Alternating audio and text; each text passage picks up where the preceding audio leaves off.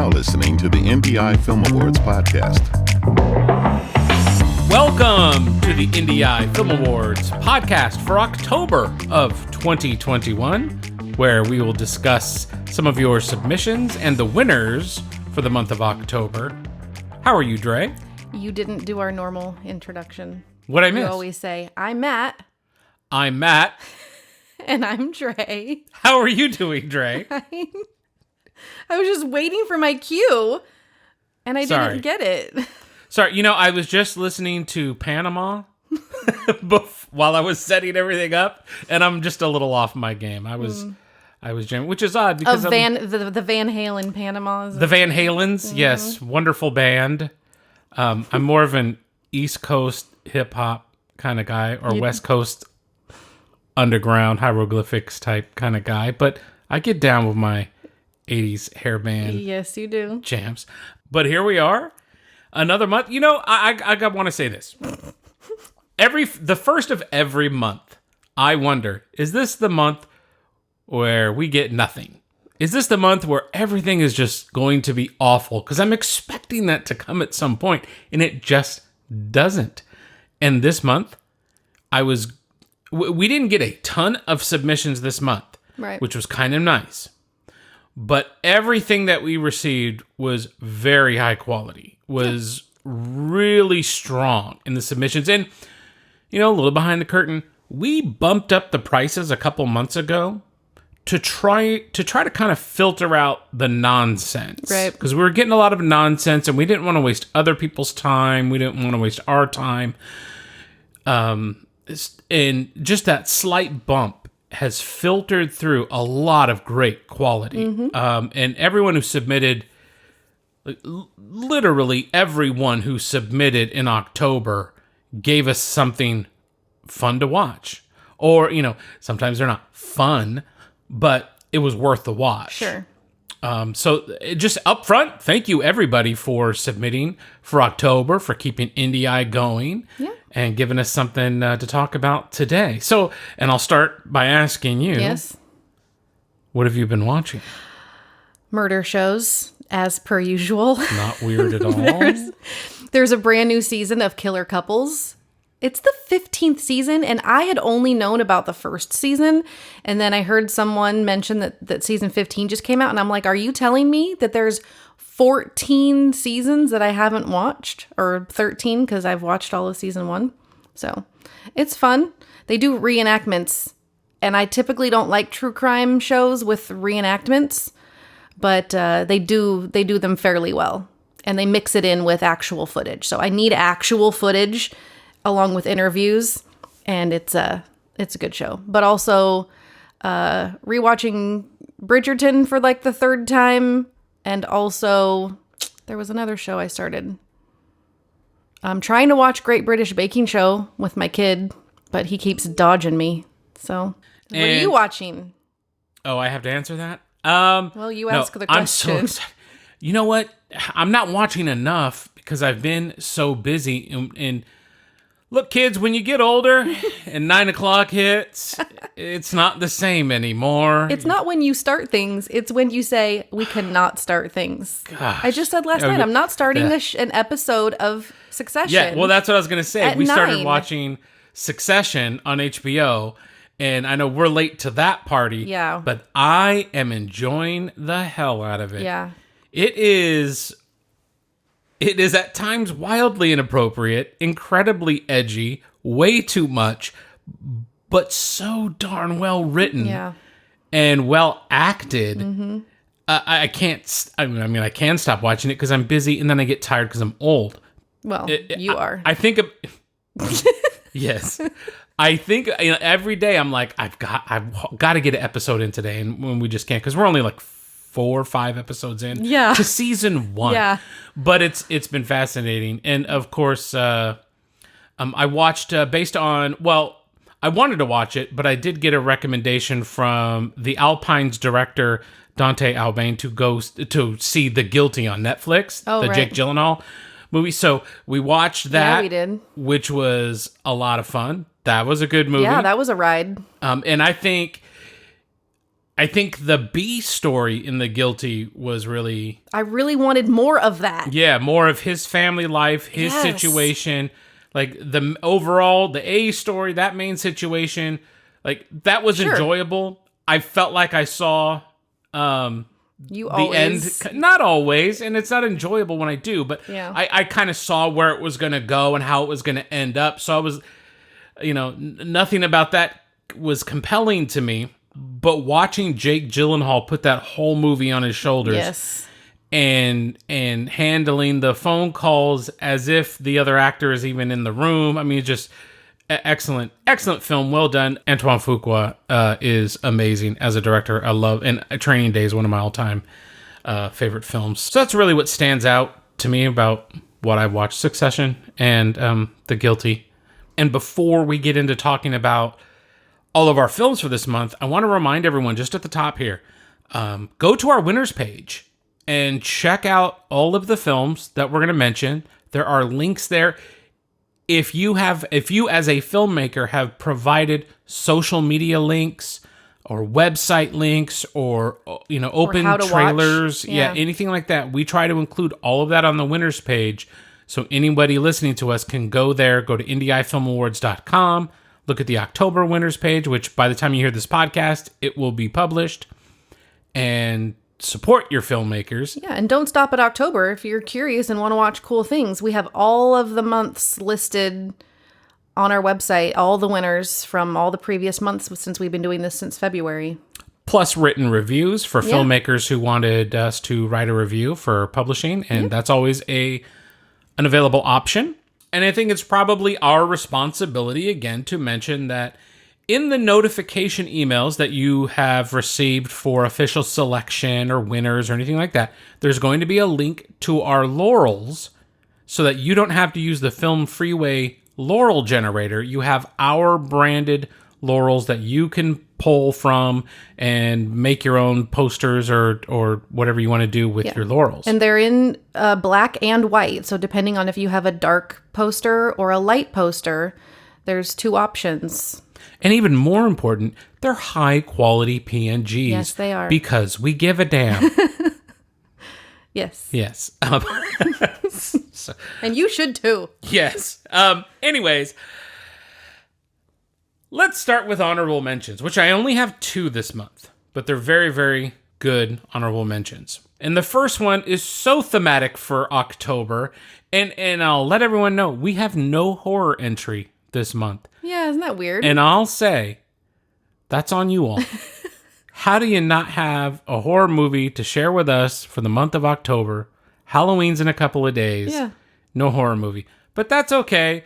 This one scratched that itch for Halloween because Killing Kitty, directed by Greg Rankin, takes place at a costume party. And the premise of this crime comedy short is the disposal of a body, essentially. Right up my alley. I mean, what? And Greg, this is great because this was an excellent example of no-budget indie filmmaking. I thought the production design was great. The costuming was great. The actors that Greg had, including himself, these people left it all on the field. They gave their all for these performances because they're very over the top. Yeah. And a lot of stuff's going on. They sell their characters. Yeah, a lot of emotion, high stress situations. And what I love about Killing Kitty is that it really looks like Greg went out there and just shot most of it on the fly. Well, I mean, he's in front of the camera a lot of the time. But so much of it is done like in the field, as we would call it. And that's tough to do. And he managed that very, very well. And I think the main takeaway from Killing Kitty, other than it being an enjoyable short film to watch, it's about 22 minutes, I believe. Greg has his own unique voice as a filmmaker. And he has a great sense of humor. And I thought that was very, very refreshing to see. It felt like Greg has no problem letting his personality just run rampant through his film. And that's fantastic. I highly encourage that in all filmmakers. Don't try to play to a certain crowd or be a certain thing. Just be you and let your film be genuinely you. Because otherwise, I feel if you try to play to certain demographics or certain expectations that you think people might have of you, it's never as good as it could have been, and you won't be as happy as a filmmaker. True. If you just don't hit the gas pedal on exactly what you want to do. So great job, Greg Rankin, and your team for Killing Kitty. You're an honorable mention for the month of October, although I think you're going to have a lot of success with Killing Kitty in places that get to see it. So thank you for sharing so much. The second and last honorable mention we'll have here is, this is super unique. We received a feature film from Cameroon called Daughters of Donald, directed by, and I think this is correct, Prince Zidane. It's Xdon. And this movie was a lot of fun to watch. Thankfully they subtitled a lot of it. Yeah. And I'm not very familiar with the language that is widely used in Cameroon or in this specific situation, but it's like a mix of English. It was, yeah. They spoke English, full sentences in English sometimes. Yeah, so I think even without the subtitles, it was fairly simple to follow, but thankfully the subtitles are there because that helped. It didn't always translate probably perfect because of the differences in the language. So it makes judging the writing a little difficult. But what was great about Daughters of Donald is the actors made it a lot of fun. Yeah, there was a lot of personality from them. Right. And it's another group of people that just left it all out there. They were not holding back. And another thing that stood out to me about this film was the establishing shots that they got. So I don't know if they used stock footage or if they were shooting a drone themselves, but it looked fantastic. The exteriors were really good, and it was such a vibrant color palette that was probably unique to its... Just the culture. Culture, yeah, exactly. Yeah, they absolutely wore, what they would probably normally wear, which is all these beautiful textile fabrics with lots of patterns and prints and, jewelry and things like that. It felt very native, to them. And it appeared as if maybe the saturation was upped in the color grade that really made all of that stand out, which was, I thought, it was a good look. It's 2 hours and about 20 minutes long, and that's long for an indie comedy. And I think it would benefit from a tighter screenplay and a tighter edit. There's a lot of things that just kind of wandered around in conversation. So, I can't stress enough how important it is to tighten these things up, especially when you're doing an indie comedy. And we'll have a little bit more on that later. But an indie comedy at 2 hours and 20 minutes, you're asking a lot of the audience. Yeah. We can only laugh so long. But that being said, 2 hours and 20 minutes of complete storytelling is such an accomplishment for any filmmaker. Great job to Prince Zidane and the team that made Daughters of Donald. Definitely an honorable mention for October of 21 for IndieEye. Definitely. Thanks for submitting. And we'll just jump right into Best Animation. I can't wait to talk about this. We received an animation unlike anything we've seen before, and that's really what I love about this category of animation, because it's never quite the same thing. It's very broad. Yeah, it can be so variable in the type of film that we receive and the method of animation that is used. And we've seen some darker animations recently, and this was also one of those. It's called Keep Painting, Mom, directed by the extremely talented Heloise Magny. And I'll just read the synopsis for this. This animation about the power of art and love was created to give hope to people suffering from depression around the world and to remind us of our inner strength. So this is aimed at suicide prevention and depression. Yeah. It's very relatable. The visuals and tone fit this synopsis so well. Like, Heloise knows exactly what she's doing. She's really good at this. In fact, you can find her professional website, Digital Graphics. We'll have a link to that at the winners page. I highly recommend Heloise for animation work and storytelling. She is clearly a professional through and through. And this type of animation that we had for Keep Painting Mom, I mean, it's contrasty, and there are, there's animation, but there are... there's different styles of animation within it. Is that what you're trying to say? Yeah, it's hard for me to say without showing. But I'm hoping you get a chance to at least see the trailer, and eventually get a chance to see it in full. But it's about a kid, a teenager, a rough home life. Things at school are rough, and his escape is through his art, and he wants to create comic books and heroes and characters that help him overcome his daily situation. And Heloise has a very cool use of a clip of stock footage. And I won't... No, don't give it away. I don't want to say more. I really want to, because it's super cool. But you get to the end of Keep Painting Mom, and there's a really cool moment that's just a big payoff, and I really enjoyed it. I asked her about it because see, if I say too much, then I get into it. But it was a super smart use of a clip she was able to purchase to use for the film. And yeah, it was a cool little, not a twist, but it was, like you said, a payoff, a reveal, and just kind of helped wrap it up. Yeah, and it was such a beautiful ending. I feel like, darn it, got to be so tight-lipped about it, because she hasn't had her world premiere yet. So, we're kind of in this position. But Heloise is amazing, and Keep Painting Mom is amazing. And my friend, you have the best animation for October of 2021. Yay! And speaking of not being able to say much about a film, we received a submission from Germany. And I'm going to try to pronounce this. I think it's called Zugvogel, directed by Johannes Buchholz.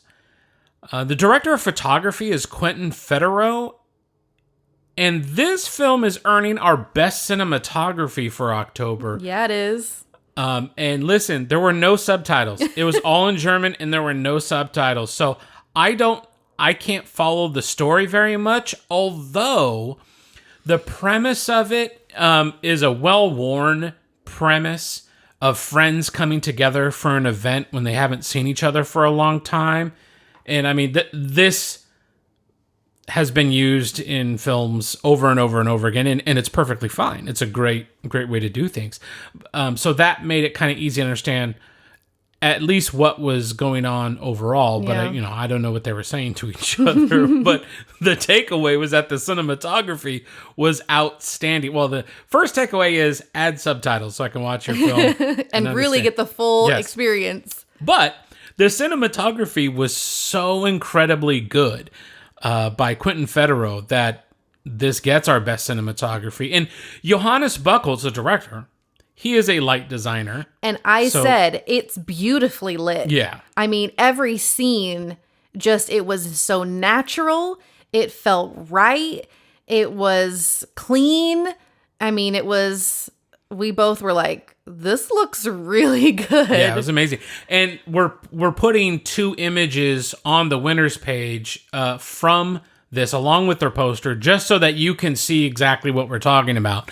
There's a couple of, there's a day image and a darker image there. It's just great cinematography. Great job. Johannes Buchholz for Zugvogel and Quentin Federer for your cinematography on it. You are best cinematography for October. Yay. Another narrative short drama we received is called Ryn, R-Y-N. This is directed by Jacob Matthew Baldy. And his synopsis is: a desolate future. Desperate to save her ailing girlfriend, a young woman is forced to confront the unstable leader of a violent faction to secure their freedom. Pretty solid premise. Yeah. And it was also solid cinematography, good sound. Mm-hmm. It had a lot of good bones to it. Yes, and I'm very thankful that Jacob submitted this for music and score because it deserves to be recognized. And Colton Dodd is credited for that. But my takeaway from it was that there was perhaps some original music in it as well, with the guitar playing. That was super unique. It was a really nice element. Yeah, it's a nice way to weave that in. It was part of the story. So that was really nice to hear and see. Yeah, and the good news is, Jacob, Rin gets Best Original Sound, Music, and Score for October. Yay! But just to talk about this for a moment, they did this reportedly on a $3,200 budget. Whoa. And every penny is on screen. And that's an excellent quality to have as a director. When you can make such a high quality thing at a low budget, it just speaks to what you can do with a higher budget, generally speaking. But I also want to say that while Jacob is clearly a talented filmmaker, he also assembled a really great team. And we got to give credit to the director of photography, Lexa Forgione, and the production designer, Sierra Racanelli, because the cinematography in this was brilliant. Yeah, it was. Especially at the price. And again, because of the budget, the production design is well thought out. And clearly they didn't have a ton to work with, and they must have just maximized everything and really sourced everything well. So kudos to those people for also making Rin just a standout project. The actors were great. There was, just as far as filmmaking goes, the technical aspects, just absolutely superb. Yeah. Great job. Now, a little bit of feedback is, in my opinion, especially because, I found out in reading that Jacob is also working on a feature-length version of Rin. Oh. So that being said, I feel like what I'm about to say isn't as cutting, because I think this 25-minute short film is about 10 minutes too long. Yeah. There were less is more a lot of the times. And the pacing in Rin was very challenging as a viewer at times. It lingers on things a bit too much. And I just feel like in the end, sometimes you got to kill your darlings. And in the end, especially since you're wanting to make this a feature-length thing, a shorter, maybe just take, I don't know, a scene from this, and that's your short film. But that's easier for me to say than it is for Jacob to do. But I just felt like a 15-minute version of this would have been such a great appetizer as a person who might be interested in producing or funding such a project. They see a 15-minute cut and go, okay, let's expand on this. Sure. At 25 minutes, I felt like I've had a full meal and I'm done here. Yeah. But I think a 15-minute version would make me go, okay, you got something. What's next? Because not only is it high quality and a good story, you want to leave me wanting more. Absolutely. And I didn't want any more after 25 minutes. But I think if it was cut down to 15, I would want more. And there you go. So anyways, that was my personal opinion there. But I thought Rin was a great effort. And I think Jacob Matthew Baldy's on his way to much bigger and better things. Yeah, congratulations. Now, Dre, I must ask you, prior to a few days ago, did you know what a mace was? Other than the wrapper? No. Wow. Or the pepper spray? Nope. Okay, there's so many. So many things. So many things. Let's unpack this. Okay, yeah. Well, I mean, like... No, I never heard this term before. But did you know it was like a medieval weapon Never. or anything like that? Okay, I'm not into that. No. Okay. Never So not only did you not know that, you didn't know that there's a mace that's used athletically for training. And Interesting. And in the story of Mr. Mace Man, we follow Rick Brown, a.k.a. Mr. Mace Man, on his odyssey around the world where he teaches mace training and meets his hero who inspired him to teach. And this is the premise is really interesting because when I saw Mr. Mace Man and I'm like, okay, it's a guy who uses a mace. I don't know what I'm getting into here. And then you find out right there in the opening that it's really about you're training with this tool. And it's not like a mace you'd see on Lord of the Rings or something. There's no spikes in it or anything like that. It is a, well, I don't know. Google it. What do you want me to do? Is it more like a baton? Yeah. Yeah, that's a good word for Right. it. And it's in the same vein. It's can be used athletically or for showmanship, things like that. And that I learned something. And I think what docs do best is make you aware or bring attention to something you weren't aware of before. Absolutely. And in that, director I hope I got this right. Martinez Karras, he did exactly that. Now, that being said, this is way too long for the material that he had to work with. Because this doc actually comes in at 52 minutes. Yeah. And the vast majority of it is the subject, Rick Brown, in a sit-down interview, just talking. So, I'm speaking from a technical standpoint. It gets monotonous because it's mostly just him talking and like 99% of the way through this thing. Now, you're finding out about this subject and what he's doing and what's going on, and that's great. But you can't, story is not always king. Sometimes you got to dress that crap up. You know what I'm saying? Especially in a documentary. And he does go to use B-roll. At times he uses stock footage and he's using images and things like that. But here's what, and Martinez is young. And he's just getting his feet wet doing this. That being said, it's really well done. Yeah. Because this is hard to do. That's a huge undertaking. Yeah. And the most important thing here is the sound, and I thought that was on point. Did a great job with that. Premise is interesting. Who doesn't love a mace? I learned about stuff that I was unaware of, but you got to break up this narrative a little more. And so I would suggest more B-roll. Your B-roll that you did use, let's have that be on the screen longer. When you're showing images and things like that, they just seem to be on screen way too short, especially since I'm mostly looking at the subject talking. I'm looking at the guy talking in the interview. Your mind wanders when when you're faced with just watching someone talk. Right. We've all been in meetings. We've all done this where you're just looking at someone and they're droning on. Your mind wanders. You visually you need something to tell you what else to think about, and that's what B-roll does. Is it gives your mind a place to go, oh, that's interesting. Oh, now I can visualize that. Oh, I see that he's using it like this. So it's helpful. B-roll is good. Thank you.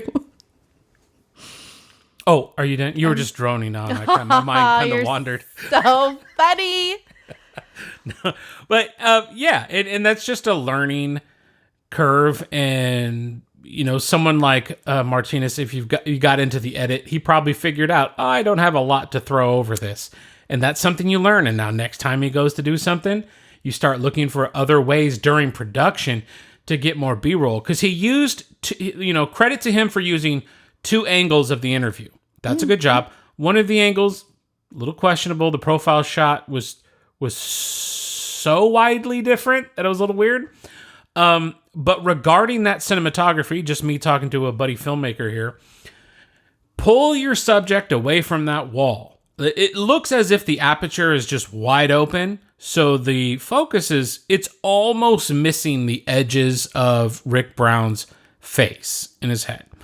But we're trying to create that shallow depth of field, that bokeh behind the shot. And I feel like if we pull that subject away from the wall, and then you can widen up your focus area a little bit more. And you can still get the bokeh behind it, but you're getting that full, sharp subject, in focus. And I thought that could have been better. If you're doing a long-form interview, well, this is your opportunity to really get creative with your interview shot. Really set that up. Don't just set somebody down on a couch in front of a wall and shoot him talking. Especially if you're going to have to lean on this shot a lot. Let's make it interesting. You set him up in a certain way where maybe his mace or collection is in frame. This is where you can get creative with the lighting. And, that's all could be dependent on time you have with the subject and the location and everything. But just a little forethought into set dressing so your static shot is still supporting the narrative of the story you're telling would be helpful.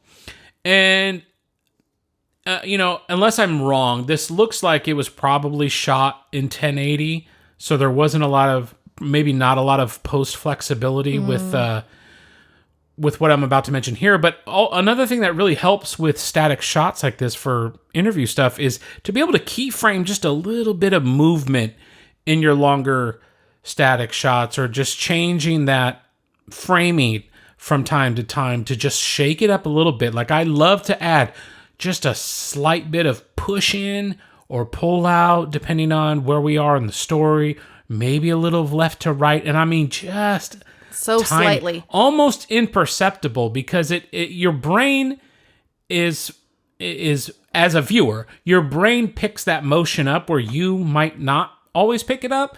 And it unconsciously or subconsciously, if you're unconscious watching the film, it's probably not a good movie, or you're really tired.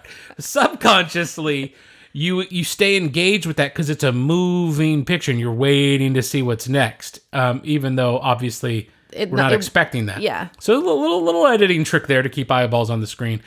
But those are just some tricks you can use for these interview style long form documentary things. Super good tips. Well, thank you very much. I appreciate that. So yeah, it was a bit long for what he had, but what a cool topic. And I guess the real news here is that Martinez Karras, the story of Mr. Maceman, is our best documentary feature for IndieEye of October of 2021. Yay! Congratulations, and thank you for submitting. Well, who are you to make fun of people's work and criticize what they do? What have you ever done? It doesn't matter what I've ever done. This is my show, and I'm going to say what I want. How about that? I don't have to answer to anybody. Actually, I think all those things, but we've received nothing like that at all. We've only received such good feedback. People are thankful for even it's constructive. That's what people should want. They should want to get better, and we want that. That is the unwritten mission statement of IndieEye, is that we're here to actually give you the feedback that a lot of these other film festivals won't give you. Yeah, and go ahead. I was going to say, if they tell you no, a lot of times you're going to have no idea why. And that could leave you thinking all kinds of things. And, you could get down on yourself. As an artist, we put a lot of heart into what we do. And when we have no idea why someone rejected us, well, then depending on what kind of personality you have, you might just beat yourself up over everything and not really know what things you need to work on. So that's what we really want to do here, is just kind of help you hone in and let you know that you do a good job, but maybe you need some help in a certain area.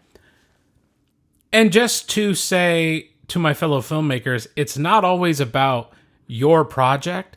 Sometimes in these, in other film festivals, and particularly live film festivals where they have to do programming. Yeah.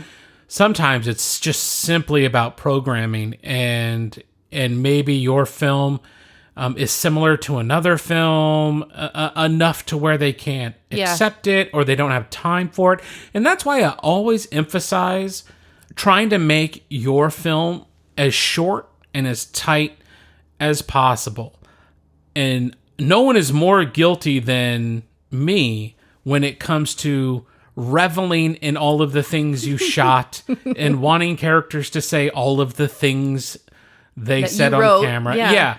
I mean, it's so easy to fall into that trap, but you've really got to go back and trim down. And it's best if you do this at the screenplay level. Right. Where you're making multiple passes. I'm finding, as we wander out here into the weeds, I'm finding it surprising in conversations with filmmakers outside of IndieEye, but just in groups that I'm in, where people say, I have a screenplay and I want to do this and this and this. And I say, well, what draft are you on? So I go, well, I'm this is my first draft.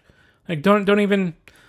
I don't even want to hear about It it. should not see the light of day. Don't want to hear about at it. draft 1. You know, let's. It should still be a secret.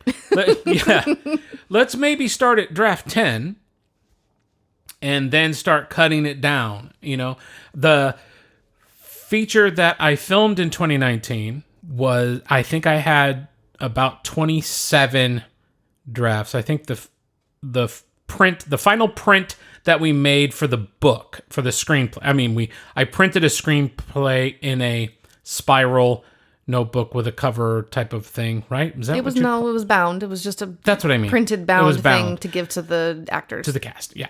And even at that point, while that was its 27th version of the script, yeah, we went in during read-throughs and during filming and wrote and scribbled and changed a bunch of stuff up and worked on the fly. So this first draft stuff, you know, don't do that, and make your short film short, because that helps you get programmed. If you have something under 10 minutes, it's much easier to get programmed. If you're pushing the envelope at 15, okay. Yeah. Once you get into the 20s, it's so hard to get a proper programming into a live festival, because that's just, you know, these festivals eats up will their time, right? Yeah, they'll make a block of shorts. Well, if your short is 20 minutes, you're taking up a significant portion. Yeah. And so the shorter you make it, the better. The shorter your features are, the more likely you're to keep eyeballs watching your film. Yeah. And the more films a festival can program. This is just like your movie theaters that, you know, they only have so many hours in the day to show a film. So if a film is shorter, they get more showings, and if they get more showings, they can sell more tickets. And that's kind of the process, or kind of how you could be looking at your final runtime. Is how easy is this to program somewhere, and how, you know, in this day and age of attention. And now, when you talk about editing your screenplays, do you suggest having other people have eyeballs on it? Because when you think about someone writing a book, and her name does not have to be Beth. Wow, that is an obscure Syphil and Ollie reference. Yes, it is. When someone writes a book, they turn it into their editor. Now, there are so many drafts of a book before it sees a publishing, you know, part of the publishing. So would you say that it's very similar to that kind of process, where you've got to have someone else kind of kill it for you and tell you where to add and subtract? That is an excellent question. And so now we're completely deviated from the film festival.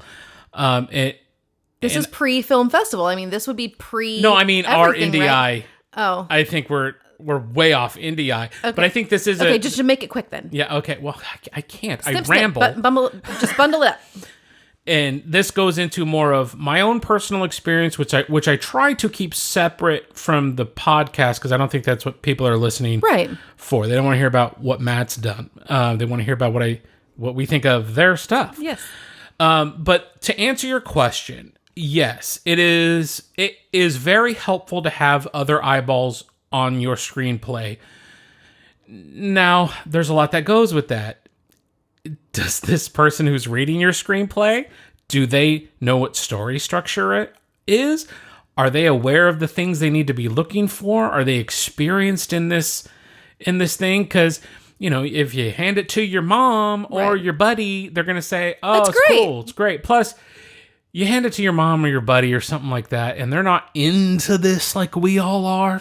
They don't want to read your 5 to 90 page screenplay. Yeah. And if they do, they're not going to have any great feedback. They're going to go, oh, it's great. Well, and that's the great thing about networking with people in this industry, is that you get into maybe Facebook groups or whatever, and you find other people who are editors and who love to read screenplays and give feedback and edit them. And, you know, somebody who's not as attached emotionally to the story as you, but knows what to look for, that kind of thing. Yes. And there are professional options you can use as well. I used a few of them with my screenplay, and very helpful. And a critical port. What language do I speak again? A critical port. a critical point here is that you as a filmmaker and as a writer, you need to be open to notes, because people aren't looking to harm you when they're giving you notes or suggestions. They're seeing the things that you can't see because you might be a little close. So you need to be open to it, but don't be disconnected from what is your true north in your storytelling, because someone may not have your vision once they read your screenplay. Now, admittedly, as a screenplay writer, it's your job to make that vision come across as clean, simple, and easy to the reader as possible. An actor should be able to pick up your screenplay and know exactly what you need based on your writing. And there's an art form to all of that where you don't want to get too descriptive with your actions and blah, blah, blah. But be open to what readers give you as feedback. And you don't have to apply that feedback, but you might get nuggets in there that are true. And if there's something you're on the fence about and somebody else has a different opinion, it allows you to do a couple of things. It allows you to either say, no, that advice is not in line with what I want, and I know what I want. Or you can say, oh, that might be interesting. Let me see if that works better. Or you get an idea where you just go, oh my God, that completely fixes other problems that I had. And so in my process with my last feature film, it went through several versions with me first. Then it went to the next closest person I trust reading my screenplay.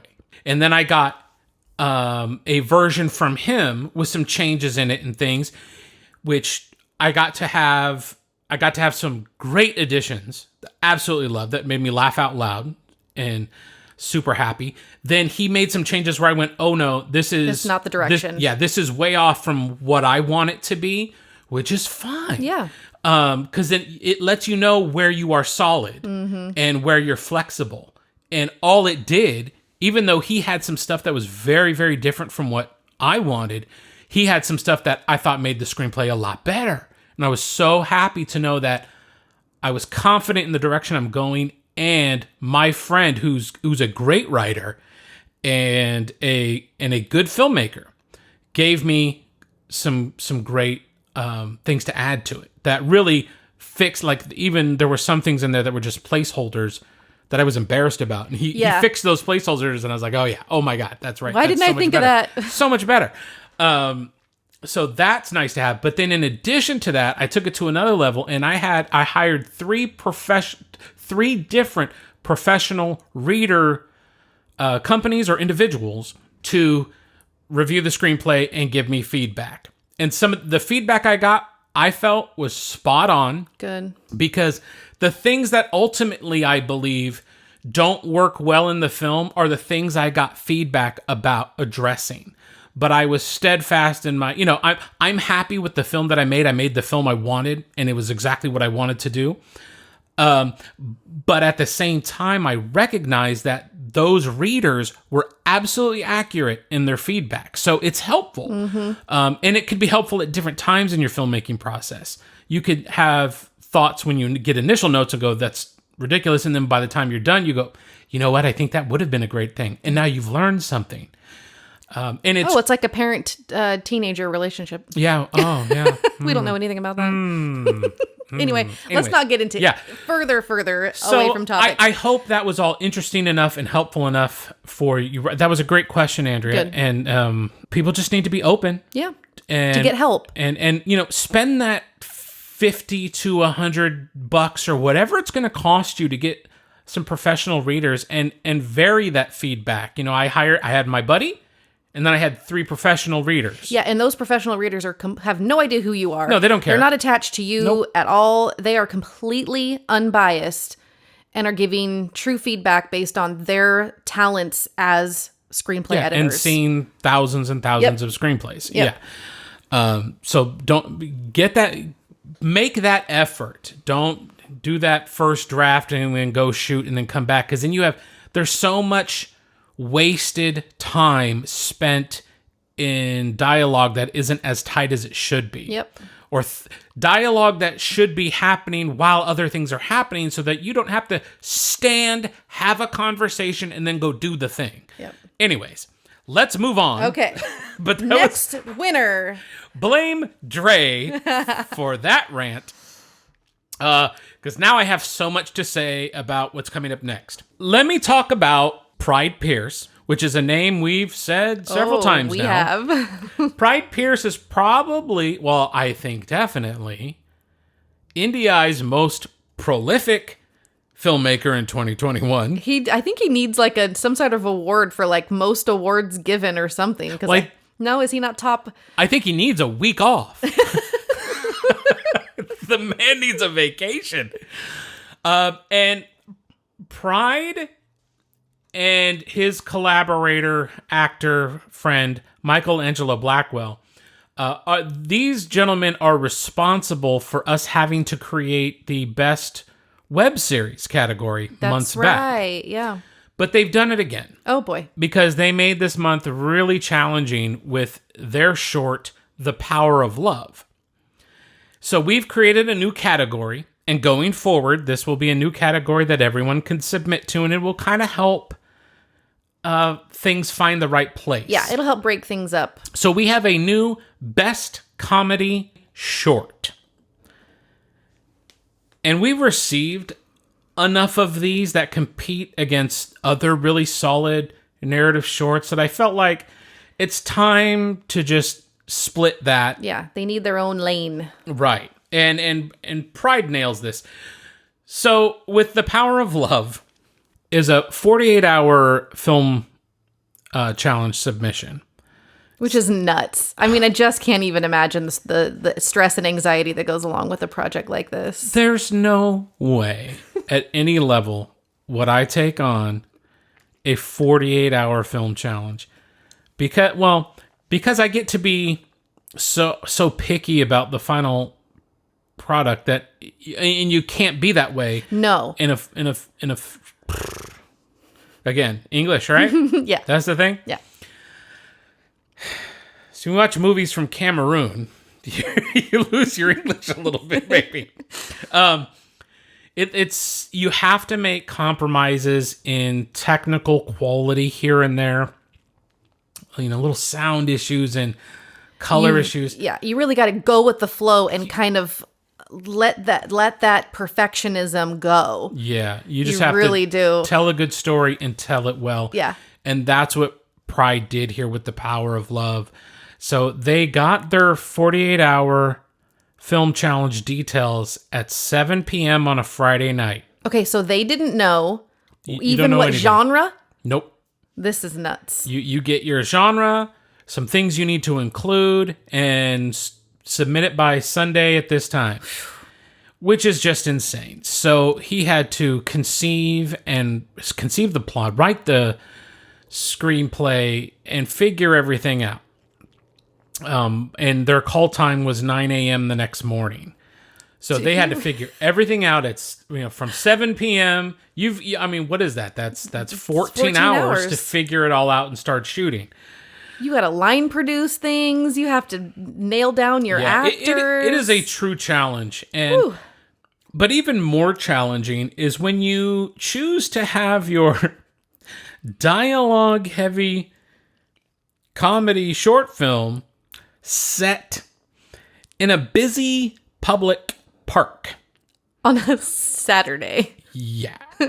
So I assume several of my filmmaker friends who are listening went, "Oh my God." I hope they have good mics. And as Pride heard several times from people around him is, "Why would you do that?" But he tried to secure a controlled location.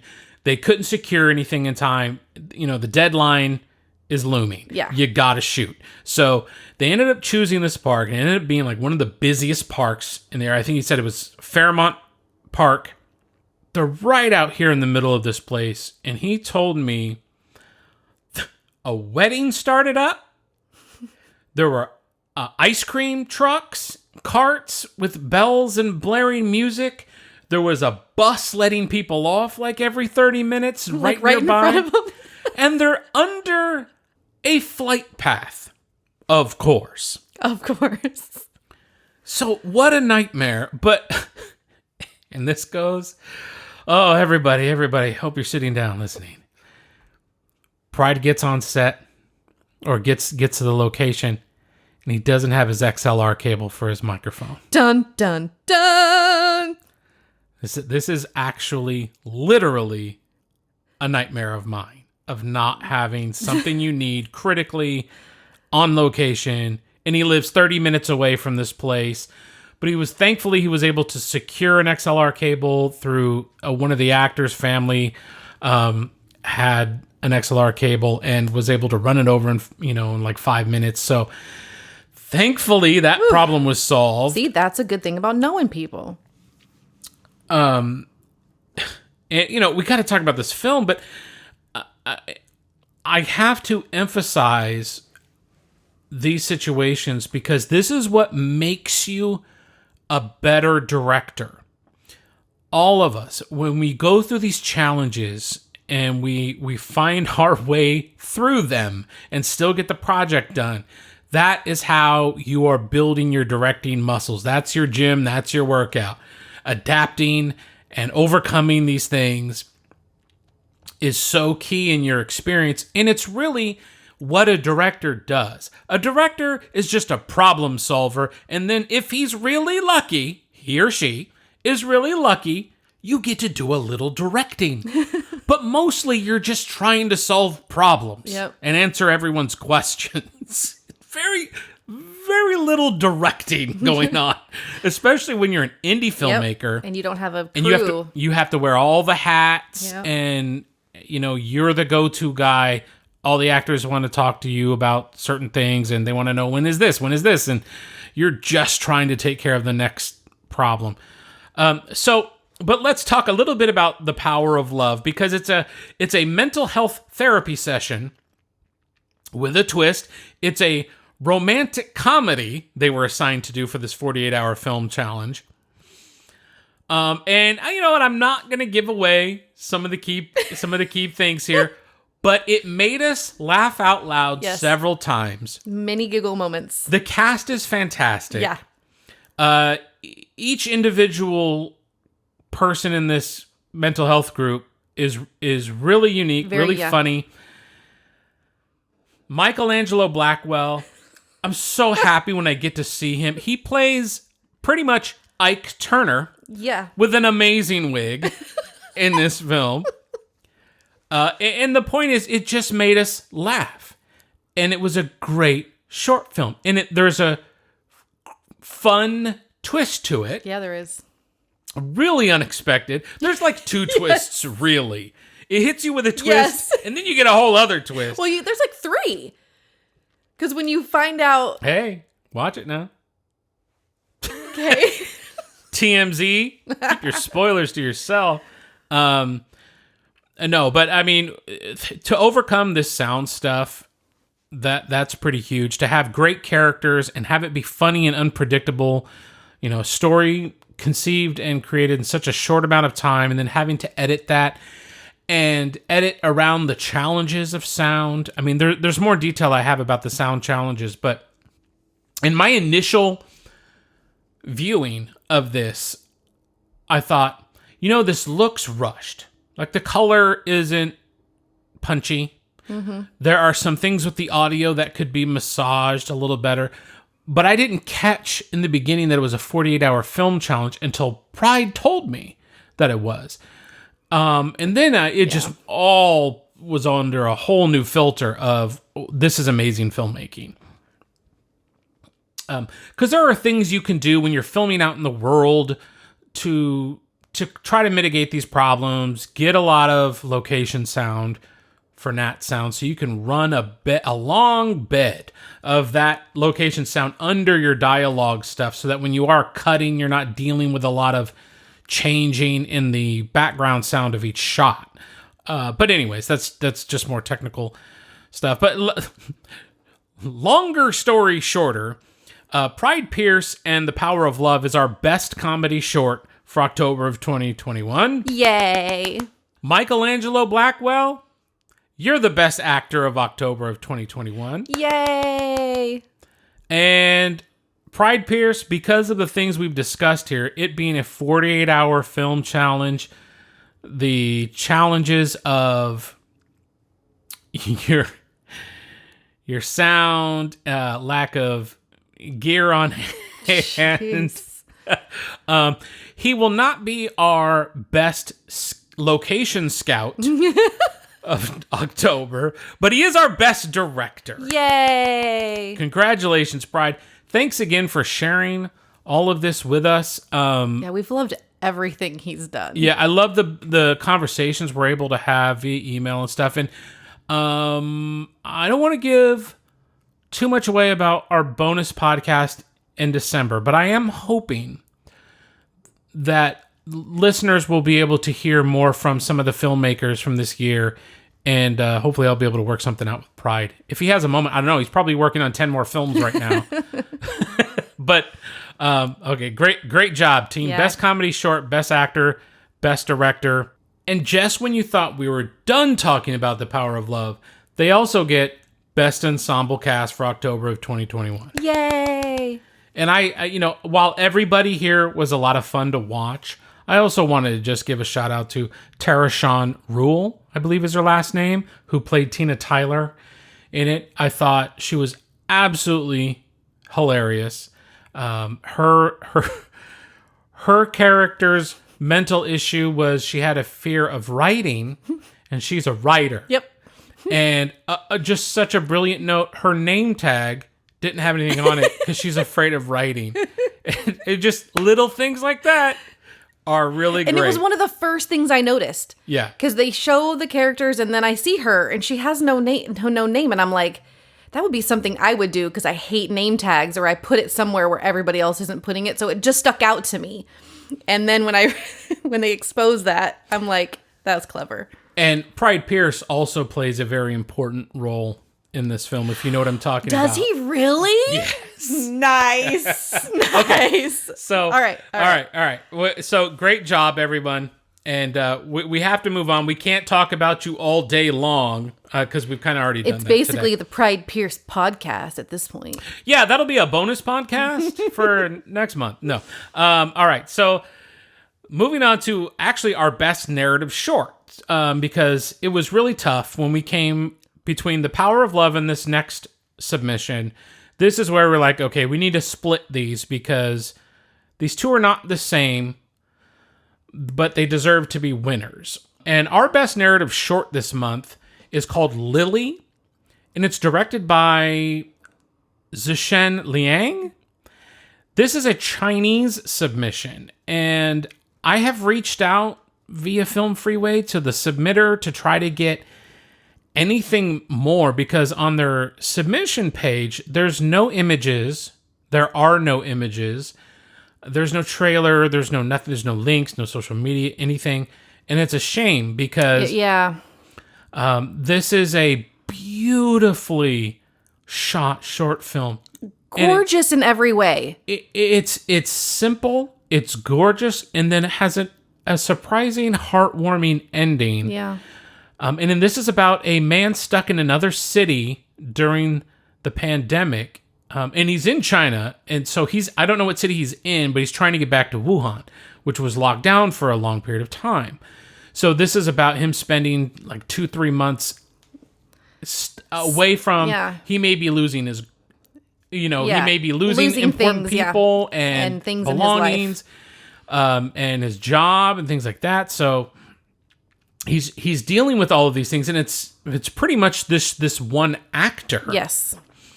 And then there's a really great payoff at the end. And I was just really surprised by that. But the cinematography is stellar, from aerials to details in the shot, the color, the exposure. Everything was absolutely beautiful. And it was certainly a well-told short film. And I just wish we had more to share with our audience about what it is. And hopefully by the time this airs, we have some response from them for the website. So we'll see. Yeah, I was only able to reach out yesterday, and I don't know what the time difference, if they're actually in China. Yeah. I don't know. But if we get anything back, we'll update the website so that we can reflect that. So check back. Hopefully we'll have something there. But great job. And Lily is our best narrative feature for October. Yay! And the last film we'll talk about for October was submitted by Jan Miller Curran. This is a rom-com road film about a divorcee rediscovering herself. And Jan is an experienced producer. This film has a loaded, SAG-level cast. And it's also her directorial debut. Now, she's produced a lot of films, but this is her first film directing. And this is called Along Came Wanda. And let me just say, I love the opening shot. And listen, people, put some thought in that opening shot. Grab your viewer from the beginning and think it through. And this was a nice setup opening shot that she had of the camera's kind of gliding up towards the van that they're eventually going to use for this road trip. And you're already getting the sense someone's preparing this van for a trip. For so something, you're setting the scene. And that was really great. But this in the cinematography in Along Came Wanda, often thoughtful, composed very well. There are sometimes it feels really rushed, like they had some challenges in getting the shots. But I would say their interiors seem to be really, really good. Yeah. And the composition that was happening, initially, I could tell right away, these are competent filmmakers. Yeah, it's very high level. And you pointed out that it really felt very Hallmark. Yes. From the very beginning, the way that the music intertwined with the shots and the lightness of the music, it felt just like the opening of a Hallmark Christmas movie, which is fine. There's nothing wrong with that, but that's just the feel that it gave, which may be exactly what they wanted. It's definitely got that rom-com type of feel. So if that's what they were looking for, I mean, they kind of nailed it there. Yeah, it's definitely inviting. Yep. I will say that there are some kind of simple directing cliches that happen with the actors where Jan being a first-time director, that really showed. Just some of the things that the actors did. Yeah. There was some awkward blocking. Yeah, and awkward blocking. And you call it blocking, right? Where it's yes. where they're standing and what they're doing while they're doing their talking. Okay. Yes. See, I make movies and Andrea does not. No. So, but No, I don't. yes, the blocking, but this ties into what I'd like to mention is that I felt like the screenplay could be tighter. I'm a broken record. Yeah. I understand that, but more importantly, it could have been more organic. With their stuff, I thought the exposition was always very heavy-handed. Yeah, they really laid it out for you. Right. Yeah. This is a road trip movie, but it took us 18 minutes to get on the road. Yep. With her runtime, which is, it's an hour and a half. It is like a 90-minute runtime. But I think if you shave off 10 minutes of that first 18 minutes, get us on the road, then you've got an 80-minute tighter film. I think it would have benefited from that. And you want to know how I know that? Because I'm guilty of that in almost everything I shoot. Yeah. My opening act is a lot of bloat. And, I just say it from experience. It's hard to get the show going sometimes. She had a lot to set up, Yes. but I felt like a lot of that exposition could have been done faster, Yes. more together. And sometimes, maybe already while you're on the road, you're filling in those blanks. But I think really that's about my own nitpick with it. It's got a fun character diversity. And when I say diversity, I don't mean skin color or gender or any of that nonsense. Yep. I'm just talking about types of characters. You have characters that feel different from each other Yeah. with their own quirks and unique personalities, and that's also an important thing. And hang-ups. You do Right, get of that course. out of these people. Yeah, I love that. And more to the actors, I thought Constance Brenneman was the standout, and she plays Mary Beth Higgins, while you thought the actor who plays Wanda, Kathy DeBuono, you liked her better. Yeah. I just felt like she had an easier flow to her dialogue, whereas I just felt like the other character, while she was extremely well spoken, I felt like she was just a little stiff and slow in her delivery.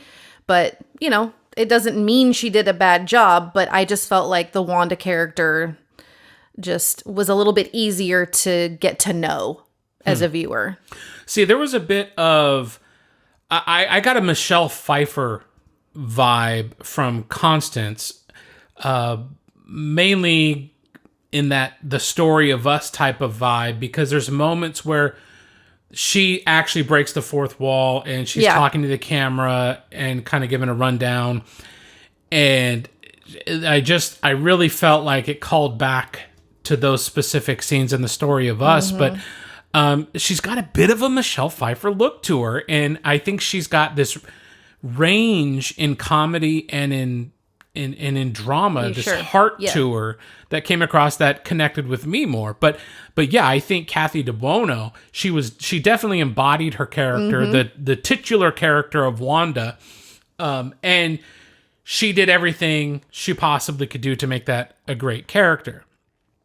But this is where I felt like Jan relied on some simple acting cliches, and just some things were a little overdone. But I also feel like her choices fit the film. Yeah. So it's a nitpick from a dude, who doesn't watch Hallmark movies. Right. And I mean, there's an element of this rom-com that's not necessarily male oriented anyway. Not. So I'm out of my league there. It's okay, so was I. but it was done so well, and you like the characters. Yeah. And I thought Jan Miller-Karan did a fantastic job. She's clearly good at what she does. She knows what it takes to make a good film. Yeah. She knows what it takes to assemble a good team. The casting for this was unbelievable. Give Jan a good screenplay and she's going to turn around a good film for you. I know that. So Along Came Wanda is our best narrative feature for October of 2021. Yay! Great job to you all. Thanks for sharing that with us.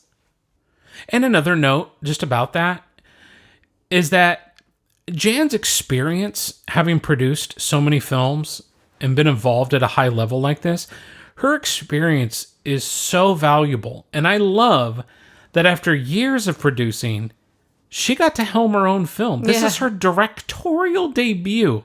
And, to have to wait so long to do that, I wonder, had she always wanted to direct and just never got the chance? Yeah. This is a great little moment. As a director myself, I'm just like, yeah, go Jan. Yeah. Great job. She's like a background singer who finally wants to make it on her own. Yeah. I relate things to singing, so. Yeah, I love that. I love that stuff, and seeing first time directors and things like that, and even somebody who's not 20 something and fresh out of film school. Yeah, she is a seasoned woman in this industry. Thank God, at any age you can make a film. So, all right, everybody, October. Thanks for submitting. It was a great month. I was really surprised. As we always are. Not always. No, we're surprised. Sometimes we're really let down. No, I don't think that's true. No, I mean, we said it in the beginning. Yeah. It's every month I'm like, no one's going to submit to this film festival. Yeah. And people do. And then I feel like, everyone's so happy when they get awards, they get some feedback, and I love all of the reviews we get, the love we get on Instagram, how enthusiastic everyone is.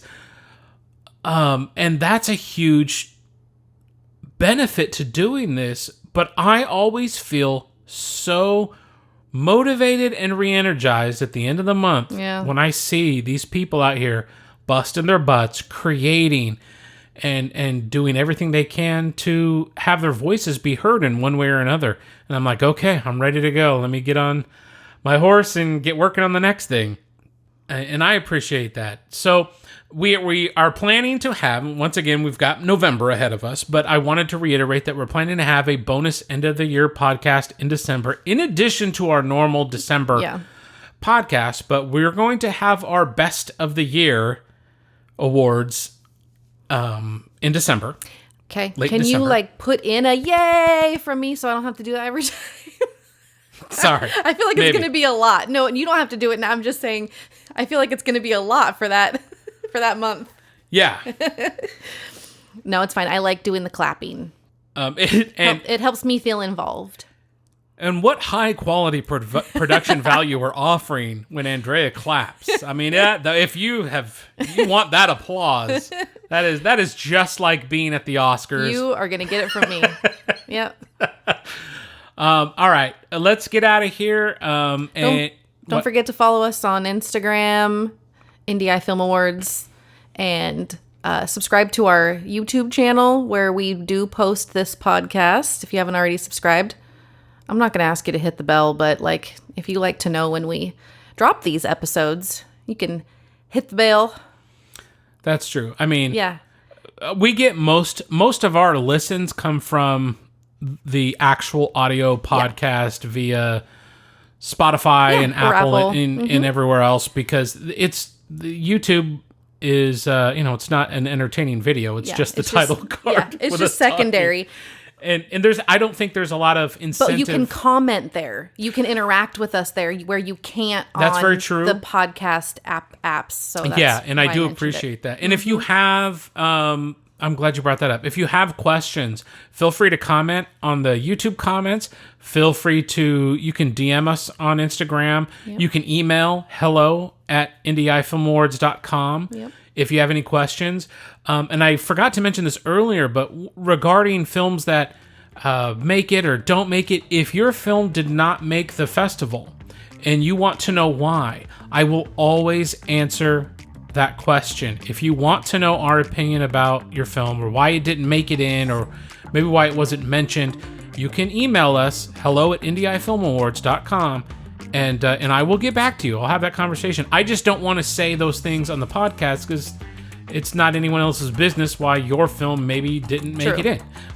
So I want to try to keep it as positive as possible. And sometimes there are great things that we get that we just don't have the time to talk about all the way. Exactly. So don't think that you're going to always get some kind of, crappy email back from Matt if you ask the question. Well, here's why you suck. It's definitely going to be positive with feedback, just like we give here. Well, and I'm just a guy. Yep. I'm just a dude. Yep. So I'm a guy who also happens to make films, and my opinion is not the end all be all.